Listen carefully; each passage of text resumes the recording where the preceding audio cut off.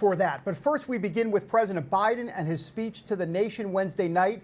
Thursday will be his 100th day in office. So what should we make of what he's done so far? I want to get some insight from historian Doug Weed.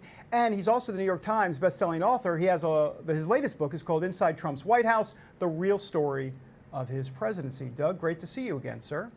Hey, good to see you, David.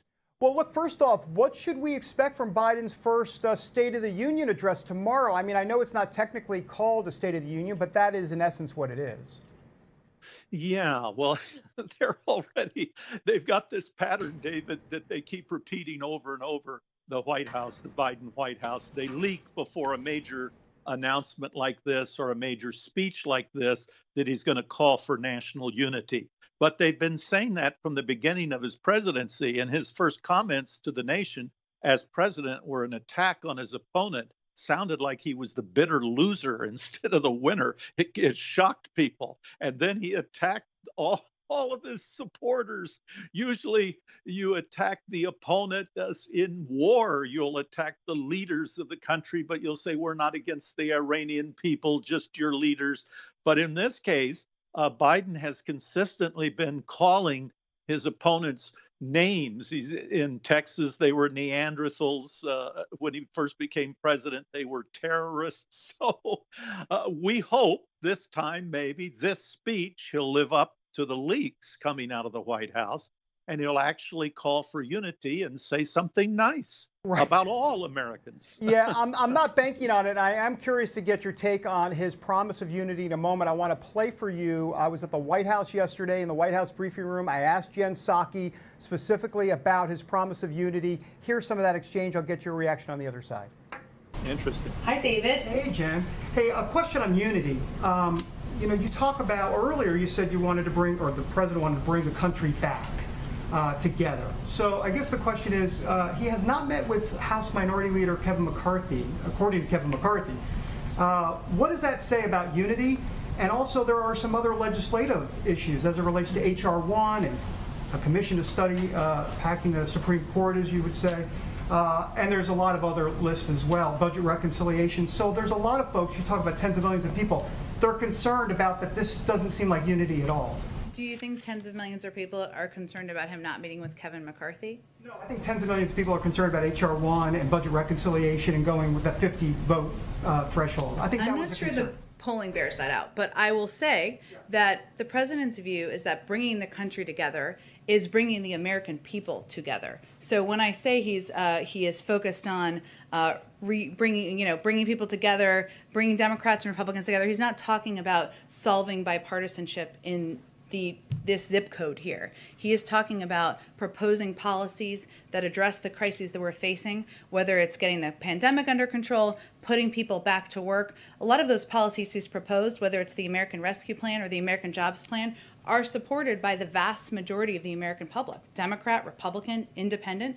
They certainly want to see him working with Republicans and Democrats and he's absolutely doing everything he can to do that. He's had a number of Republicans down here to the Oval Office.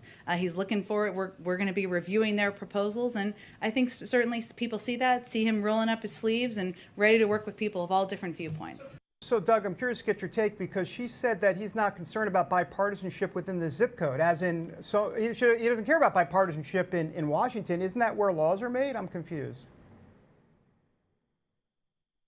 Talking about half the country, David, 50%. I mean, Democrats claim that they love diversity, but they start by eliminating half the country. They could do a lot towards unity by correcting the Democrats who've called for re-education camps. A former Secretary of Labor thinks that everybody who voted for Donald Trump should go to a re-education camp. That's half the country.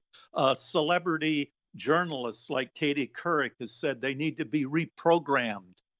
Eugene Robinson of the Washington Post has said these people, these voters, half the country needs to be reprogrammed. He could start, Joe Biden, president, by denouncing that and saying, of course not. Everybody has a right to free speech and a right to their opinions. We welcome all Americans. We want to unify all Americans. But he has not done that, and I don't expect him to.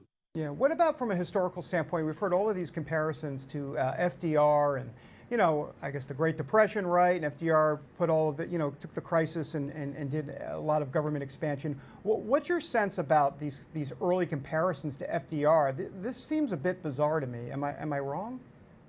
Well, I agree with you.